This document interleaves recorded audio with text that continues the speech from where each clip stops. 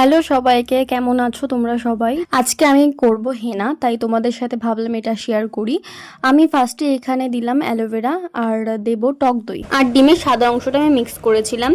আর একটা প্রশ্ন তোমাদের কাছে, হেনা করা কি আদৌ চুলের জন্য ভালো কিনা সেটা তোমরা আমাকে কমেন্ট করে জানিও। আগেরবার আমি আমার চুলে করিয়েছিলাম স্মুথনিং, তো তারপরে আমার চুলে অনেক প্রবলেম শুরু হয়েছিল, মানে হেয়ার ফলের প্রবলেম বেশি হয়েছিল, তো তার জন্য আমি চুলটা ঘাড় অবধি করে নিয়েছিলাম। যেহেতু সামনে পুজো, তাই আমার মা আর বোনকে আমি ভালো করে হেনা চুলে লাগিয়ে দিয়েছিলাম আর আমিও লাগিয়ে নিয়েছিলাম।